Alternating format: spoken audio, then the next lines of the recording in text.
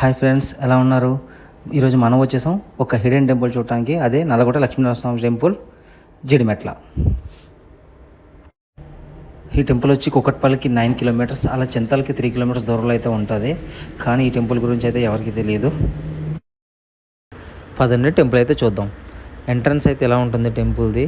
సెంటర్లో గుడి ముఖ ద్వారము, ఎడమవైపుగా ఆంజనేయ స్వామి గుడి, అలాగే కుడివైపుగా పార్వతీ కుమారుడు విఘ్నేశ్వరుడు టెంపుల్ అయితే ఉంటాయి. ఇక్కడ నుంచి అయితే మనం పైకి వెళ్దాము. ఇవే స్టెప్స్ వచ్చి 150 to 200 స్టెప్స్ అయితే ఉంటాయి పైకి వెళ్ళడానికి. ఇదైతే చాలా బ్యూటిఫుల్గా అయితే ఉంటుంది ప్లేసు. ఈ టెంపుల్కి 200 years కన్నా అబోవ్ చరిత్ర ఉన్నా కానీ చాలామందికి తెలియదు. అన్ని టెంపుల్స్ లాగా ఈ టెంపుల్కి గుడి కానీ గోపురం కానీ ఏమి ఉండదు. కనిపిస్తున్న కొండలు ఉన్నాయి కదా, ఆ బండరాయిల మధ్య నుంచి అయితే ఒక దారి ఉంటుంది. ఆ దారిలోంచి అయితే వెళ్ళాలి. పదండి చూద్దాం. ఇదే ఎంట్రన్స్. లోపల కనిపిస్తున్నారు కదా, ఆయనే లక్ష్మీనరసింహ స్వామి. స్వామివారి దర్శనం చేసుకుని బెత్తంతో కొట్టించుకుని ఏదైనా కోరుకుంటే ఖచ్చితంగా తీరుతుందని అయితే చెప్తున్నారు. ఇదే లక్ష్మీనరసింహ స్వామి విగ్రహం. దర్శనం అయ్యాక బయటికి రాగానే ఇక్కడ ఒక శివలింగం, దాంతోపాటు నందీశ్వరుడు కూడా ఉంటారు.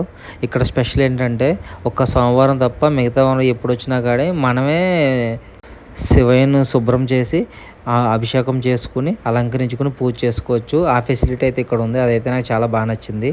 ఇక్కడ నుంచి కొంచెం పైకి వెళ్తే కొండ మీద గృహ అయితే ఉంటుంది. ఈ గృహ పక్కన చాలా వరకు రాళ్ళు అయితే ఒక రాయి మీద ఒక రాయి పెట్టి ఉంచుతారు. దానికి రీజన్ ఏంటంటే పిల్లలు పుట్టిన వాళ్ళు ఇక్కడ వచ్చి ఇలా పెడితే పిల్లలు పుడతారని నమ్మకం.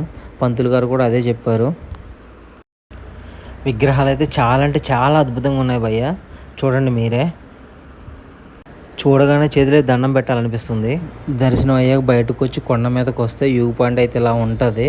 వ్యూ పాయింట్ ఎలా ఉంటుందంటే ఇక్కడ కూర్చుంటే హైదరాబాద్ అంతా మన కాళ్ళ కిందే ఉన్నట్టు ఉంటుంది. ఇదైతే హైదరాబాద్లో ఉండే మీ ఫ్రెండ్స్కి, మీకు కావాల్సిన వాళ్ళకి అయితే షేర్ చేయండి. టెంపుల్ అయితే ఎక్సలెంట్గా ఉంటుంది. లొకేషన్ అయితే అదిరిపోతుంది. Bye bye.